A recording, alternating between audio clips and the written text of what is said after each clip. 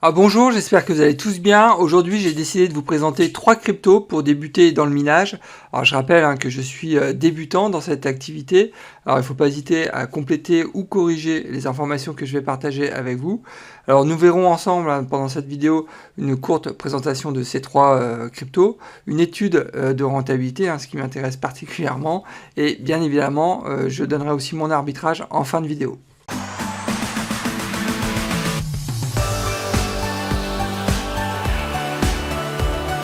Alors pour ceux qui ne me connaissent pas encore, je me présente, Nicolas de la chaîne Mister Dividende. Mon objectif financier est de construire un revenu passif stable et sécurisé. Je partage avec vous et en toute transparence mes analyses financières. Je publie en règle générale 2 à 3 vidéos par semaine, donc faut pas hésiter, inscrivez-vous, c'est entièrement gratuit. Je rappelle que mes épisodes sont disponibles en podcast et vous pouvez aussi rejoindre la communauté sur Discord. J'ai laissé le lien dans la description de la vidéo. Avant de démarrer, n'oubliez pas de liker ma vidéo, c'est toujours très important pour soutenir la chaîne. Alors je tenais aussi à vous informer que je ne suis pas un conseiller financier, qu'il est important de faire ses propres recherches avant d'investir sur les marchés. Ne foncez pas tête baissée sans savoir dans quoi vous investissez. Gardez toujours votre esprit critique, c'est vraiment le meilleur moyen de faire de l'argent sur les marchés. Alors pour démarrer, je pense qu'il est important de rappeler le process d'investissement dans ce nouveau projet que je mène avec mon fils. Donc alors le premier point, c'est bien évidemment de construire un rig de minage, donc du matériel pour pouvoir miner des crypto-monnaies. Ensuite, on se lance dans la production du minage. Nous avons décidé de sécuriser systématiquement nos gains. Donc on va transformer notre production de crypto-monnaies en stablecoin, donc en USDT, en USDC, de manière vraiment à pouvoir sécuriser nos gains et ensuite les placer dans un premier temps sur un déplacement plutôt sécurisé, donc à 10% sur des sites comme Celsius ou crypto.com. Je voulais revenir aussi sur quelques points qui me semblent importants concernant le projet minage. Je rappelle que j'ai une approche sécuritaire de l'investissement. C'est pas parce que je me lance dans le minage de crypto-monnaies que je vais changer mon approche de l'investissement. Et je vous rappelle que se lancer dans le minage de crypto-monnaies, c'est avant tout investir dans du matériel informatique, donc dans du dur.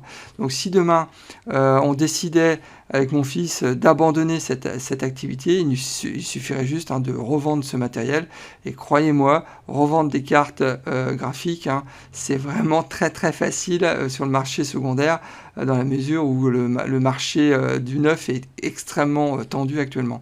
Ensuite, je rappelle que le projet de minage, si demain vous décidiez de vous lancer dans ce type d'activité, je pense qu'il faut avoir une approche au minimum sur 5 ans, puisqu'on va le voir dans l'étude de rentabilité, se lancer dans le minage et avec des investissements quand même qui sont assez conséquents au démarrage, on va voir que pendant les 2 premières années, c'est une activité qui n'est pas profitable. Donc c'est vraiment aussi important d'avoir au moins une vision sur 5 ans.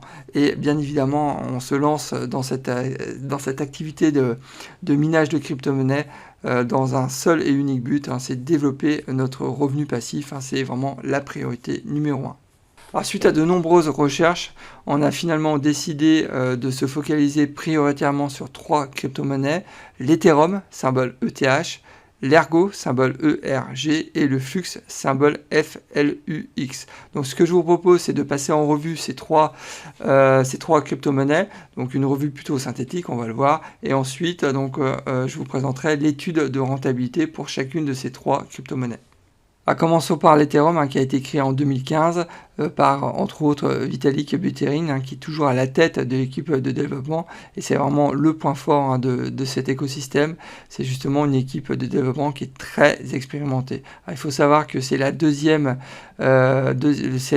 crypto la plus importante en termes de valorisation, juste derrière le Bitcoin. Alors c'est une blockchain donc de smart contract. Il faut savoir qu'il y a un effet de réseau qui est vraiment très important chez l'Ethereum, identique à celui du Bitcoin, puisqu'ils peuvent compter donc sur 2,1 millions d'abonnés sur Twitter, 1,8 million d'abonnés sur Reddit. C'est vraiment énorme. Donc là, l'effet de réseau, il est total, et c'est justement quand il y a des effets de réseau sur une crypto-monnaie qu'une crypto-monnaie prend de la valeur. Ça, faut vraiment le noter. Quand vous souhaitez investir sur une crypto-monnaie, regardez toujours le nombre d'abonnés et sur sur les réseaux sociaux, c'est vraiment moi un point que je regarde systématiquement. Ensuite, donc il faut savoir que le volume d'échange en moyenne sur 24 heures sur l'Ethereum est de 8,8 milliards de dollars par jour. C'est vraiment énorme. Et vous allez voir quand on va comparer avec l'Ergo ou le Flux, ils sont vraiment loin derrière. Ensuite, alors l'Ethereum est vraiment comme pour le Bitcoin, hein, ce sont des cryptos qui sont listés sur les principales plateformes d'échange comme Binance, Coinbase, qui d'autre encore, KuCoin, enfin vraiment les plus connus. Ensuite, il faut savoir que l'offre en circulation donc actuellement est de 119 millions d'Ether. Donc on n'a pas d'offre max ni de taux de distribution et ça c'est bien dommage. Donc c'est la raison pour laquelle c'est un point de vigilance, mais qui va être rapidement gommé puisque l'Ethereum sera déflationniste à partir de juin 2022. Et ça c'est vraiment génial pour les détenteurs d'Ether, puisque c'est comme un programme de rachat d'actions. Moins il y a d'Ether sur le marché, plus l'Ether va prendre de la valeur. Et il faut savoir que le niveau d'inflation, de toute façon, en 2021, il était de 0,54%. Donc c'est vraiment aussi un point qui est très très important aussi dans le développement d'une crypto-monnaie. Moi, je sélectionne systématiquement des crypto-monnaies qui sont déflationnistes. Passons maintenant à l'Ergo, hein, qui a été écrit en 2017 par Alexander Chepurnoy, cofondateur quand même de Chainlink, faut le noter. Donc, alors le projet Ergo peut s'appuyer comme pour l'Ethereum sur une équipe de développeurs très expérimentés qui est toujours à la tête de cette équipe, Alexander Chepurnoy. Donc en termes de valorisation, ils sont en 307e position sur CoinMarketCap, donc loin derrière l'Ethereum, ça c'est évident. Au niveau de la blockchain, il faut savoir que comme pour l'Ethereum, c'est une plateforme de smart contract. Mais ce qui est intéressant aussi, c'est que l'Ergo est très lié en fait à Cardano, puisque on a pour habitude de dire que l'Ergo c'est le testnet de Cardano. Qu'est-ce que ça veut dire? Ça veut dire que quand Cardano décide de lancer des nouveaux programmes, des nouvelles applications, ils le font déjà en test sur l'Ergo pour ensuite le mettre en production sur Cardano. Donc en fait, quand Cardano prend de la valeur, en règle générale, l'Ergo prend aussi de la valeur. Donc c'est un peu comme Kusama et Polkadot, Kusama étant le testnet de Polkadot. Alors, il faut savoir que l'Ergo propose aussi une fonction d'oracle qui est vraiment très intéressante, bien plus développée, il faut noter, que Chainlink. Donc ensuite, au niveau de l'effet de réseau, bon ça c'est un point de vigilance dans la mesure où ils ne bénéficient pas d'effet de réseau actuellement. C'est vrai qu'ils investissent très peu sur toute la partie marketing et communication. Et pour preuve, ils n'ont que 50 000 abonnés sur Twitter et que 20 000 abonnés sur Reddit. Donc forcément, quand vous ne connaissez pas un projet, quand vous ne développez pas toute la partie réseau, le projet est à la 307e position, alors que techniquement, c'est vraiment un super projet. Donc au niveau du volume d'échange, forcément, on est loin des 8 milliards d'Ethereum. Là, on est sur un volume d'échange de 1,2 million de dollars en moyenne sur 24 heures, donc c'est vraiment très peu. Il faut savoir que l'Ergo est actuellement listé uniquement sur KuCoin, vous ne pouvez pas le trouver sur Coinbase ni sur Binance par exemple. Donc, alors c'est un point de vigilance, mais demain si l'Ergo devait être listé par exemple sur Binance, je suis certain qu'il prendrait de la valeur, ça c'est évident. Alors ensuite au niveau des métriques, il faut savoir qu'il y a actuellement 32 millions d'Ergo en circulation sur une offre max de 97 millions, donc le taux de distribution est relativement faible, donc il est de 32%, donc c'est à mon sens aussi un point de vigilance, dans la mesure où il va encore arriver sur le marché environ 60 millions d'Ergo, donc ça veut dire que le prix peut aussi baisser suite à l'arrivée de ces ergos sur le marché. Donc il faut savoir aussi que le taux d'inflation de l'ergo en 2021 était de 58%. Donc c'est aussi la raison pour laquelle le projet actuellement ne décolle pas, puisqu'il y a quand même beaucoup d'ergos qui sont minés et qui arrivent sur le marché.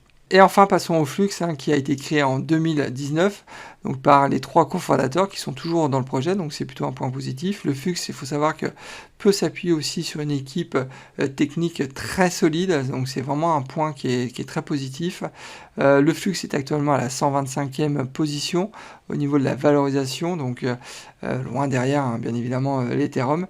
Alors, le Flux, il faut savoir que c'est une blockchain qui est hybride, puisqu'elle peut proposer des solutions de cloud d'infrastructures décentralisées pour le web de demain, donc le web 3.0, et aussi elle peut proposer aussi de nombreuses applications. Donc ça, c'est aussi un point qui est très très intéressant pour les blockchains de demain.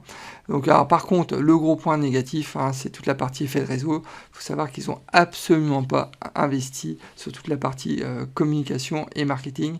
Et pourtant, c'est vraiment un point qui est essentiel dans le monde de la crypto-monnaie. Pour se faire connaître, il faut investir sur les réseaux sociaux, il faut investir en communication.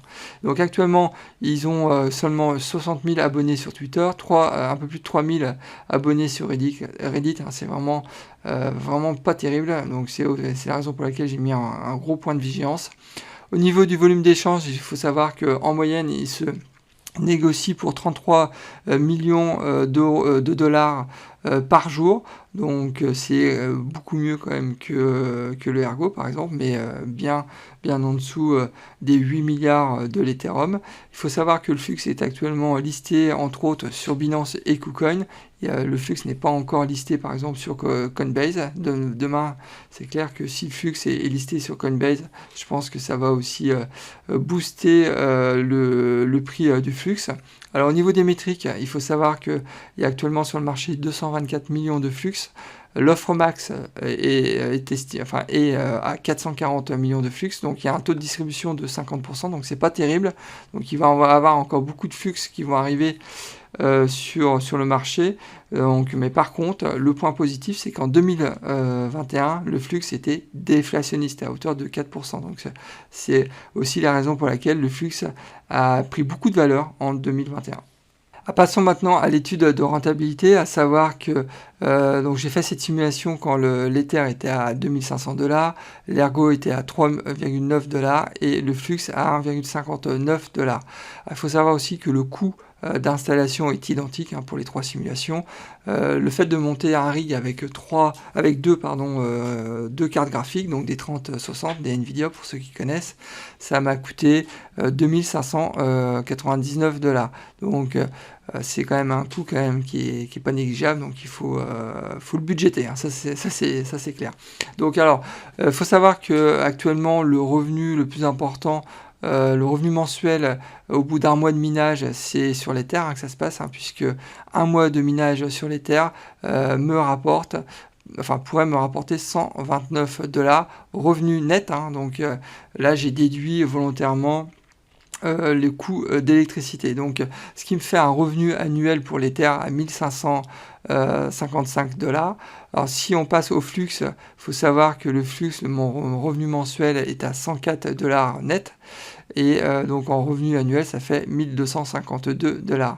Et l'Ergo, donc j'aurai un revenu mensuel de 120 $ pour un revenu annuel de 1443 $.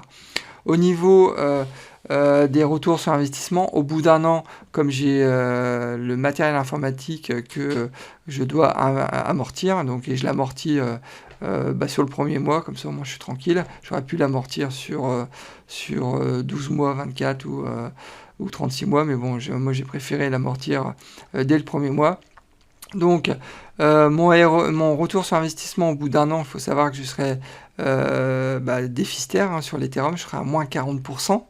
Donc c'est vraiment énorme. Je serai à moins 51% sur le Flux et moins 44% sur l'Ergo. Il faut savoir que si je décidais de conserver ma production sans la réinvestir en stablecoin, comme c'est la solution que je vais opter de toute façon, donc, il faut savoir que si je gardais ma production et que évidemment le cours des cryptos restait le même, je serais profitable sur l'Ethereum au bout de 21 mois. Sur le Flux, je serai profitable au bout de 25 mois, donc imaginez, c'est quand même 2 ans, donc c'est pour ça que je vous dis, quand vous décidez de miner, il faut avoir quand même une vision au moyen terme, hein. Vous n'allez pas gagner votre vie en minant seulement 12 mois, hein. Ça, c'est pas possible. Et sur l'ergot, donc je serai profitable au bout de 22 mois. Par contre, si je décide de réinvestir mes productions toutes les semaines ou toutes les quinzaines ou tous les mois, je ne sais pas encore, ça à définir. Mais donc il faut savoir que sur l'Ethereum, si je décidais de convertir mon Ethereum en stablecoin, donc en USDC, en USDT, au bout d'un an, mon retour sur investissement, donc je passerai de moins 40% à moins 24%. Donc on voit les choses différemment quand même. Et je serai profitable, donc j'aurai un gain aussi très important, parce que là je passerai donc sur l'Ethereum d'une profitabilité donc au bout de 21 mois sur l'Ether, et je passerai donc, si demain je décide de réinvestir donc mes Ethers en stablecoin pour les placer à hauteur de 10%, donc je serai profitable donc au bout de 16 mois. Sur le flux, je passerai de 25 mois à 19 mois, et sur l'ergot de 22 mois à 17 mois. Donc vous comprenez qu'il est vraiment essentiel en fait de réinvestir sa production. Alors moi j'ai décidé de réinvestir en stablecoin, mais ça pourrait être en stablecoin en plus sur des placements quand même qui sont plutôt sécurisés, hein, 10% sur Encore Protocol par exemple, je pourrais être à 20%, mais Encore Protocol c'est de la défi, donc il y a un peu plus de risque, donc là je serais vraiment sur une approche plutôt sécuritaire, hein. Et donc voilà, mais il y aura très, très certainement des montages très intéressant aussi en défi à faire, avec qui apporterait une meilleure rentabilité, hein. Ça, j'en suis certain. Mais une nouvelle fois, je préfère avoir une approche conservatrice. Alors, sur la chaîne Mister Dividende, je partage avec vous ma méthode pour gagner jusqu'à 1500 $ de revenus passifs par mois grâce à mes portefeuilles d'actions et de crypto. Alors n'attendez pas, abonnez-vous, c'est entièrement gratuit, donc il faut en profiter. Et bien évidemment, si le contenu de la vidéo vous plaît, vous pouvez aussi liker la vidéo. Passons maintenant à mon arbitrage, hein, et sans surprise, hein, je vais commencer à miner donc de l'Ethereum en 2022.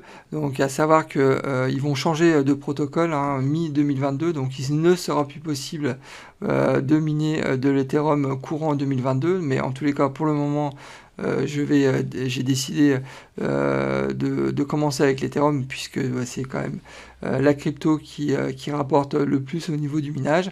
Après je passerai certainement sur le Flux ou l'ergot, mais bon, peut-être priorité au Flux, puisque c'est un projet quand même qui est un peu plus mature. Faut savoir que une nouvelle fois, hein, moi ma priorité c'est de sécuriser mes gains, donc systématiquement toutes les semaines ou tous les mois, il faut encore que je réfléchisse à ça, je vais transformer ma production en stablecoin. Donc ça c'est vraiment l'objectif numéro 1, vous le savez, la crypto, donc c'est quand même le prix est quand même très volatile, on le voit actuellement, donc par exemple l'Ethereum, hein, il est quand même passé de 4000 $ à 2500 $ en l'espace de 3-4 semaines. Donc, et ça, je ne peux pas me permettre ce type de volatilité, puisque là, on est quand même sur non pas un projet financier, mais surtout un projet industriel. Donc, il y a quand même aussi toute la partie production qu'il faut sécuriser. Ça, c'est vraiment un point essentiel. Et bien évidemment, cette production va générer un revenu passif qui est stable et sécurisé, puisque donc je suis sur une production au final qui sera donc en stablecoin. Et ça, c'est vraiment l'objectif numéro 1 de mon approche, hein, c'est toujours d'avoir un revenu passif stable et sécurisé. Alors ensuite, la phase 2 du minage, hein, si tout se passe bien, c'est bien évidemment, je vais investir dans de nouvelles cartes graphiques, puisque sur ma carte mère, je peux mettre théoriquement 10 cartes graphiques. Donc vous aurez compris que plus vous mettez de cartes graphiques sur votre carte mère, plus vous écrasez en fait les coûts fixes. Donc ça c'est évident, et c'est aussi la raison, hein, pour laquelle sur le deuxième trimestre 2022 je vais investir dans de nouvelles cartes graphiques. L'objectif ça serait d'investir dans 5-6 cartes graphiques pour avoir un rig au final entre 8 et 10 cartes graphiques. Donc bon, Ça, c'est l'idée actuelle, mais bon, je pense que je vais m'y tenir. Ensuite, le projet, si tout se passe bien, serait de monter un second rig, donc ça serait sur le 3e trimestre 2022. Mais une nouvelle fois, bon là on est plus de l'ordre du projet, c'est pas encore décidé, il faut déjà se lancer dans la production. Pour l'instant, j'ai encore rien fait, donc voilà. Et j'ai aussi un point sur lequel je voulais revenir, c'est j'étudie aussi la possibilité de mettre des panneaux solaires au sol chez moi dans le jardin. J'ai la chance de vivre en pavillon et donc c'est un projet qui est en cours actuellement. Je suis en pleine étude de rentabilité aussi. Ça me permettrait aussi de produire donc de l'électricité grâce donc à l'énergie solaire. Pourquoi? Tout simplement pour réduire les frais d'électricité qui vont quand même sensiblement augmenter. Je pense que c'est aussi un axe de réflexion. Donc je tenais aussi à partager ce point avec vous. Donc bien évidemment, si je me lance dans ce projet, je ferai une vidéo. Je pense que c'est toujours intéressant de partager ce type d'idées avec vous. Eh bien écoutez, nous arrivons déjà à la fin de cet épisode. Alors j'espère que le contenu vous a plu et que ça vous a donné aussi quelques idées, quelques réflexions. Alors bien évidemment, je vous invite aussi à me laisser un commentaire pour échanger sur ce nouveau projet. Donc vraiment très excitant ce projet. Donc en plus projet que je mène avec mon fils, donc c'est vraiment top. Alors bien évidemment, si le contenu vous a plu, n'oubliez pas de liker ma vidéo, c'est vraiment important pour soutenir la chaîne et m'encourager à continuer ce type de contenu. Et si vous n'êtes pas encore inscrit à ma chaîne, il ne faut pas hésiter, inscrivez-vous, c'est entièrement gratuit. Et bien écoutez, maintenant je vous souhaite plein de bonnes choses et je vous dis au prochain épisode et surtout, bon trade, au revoir.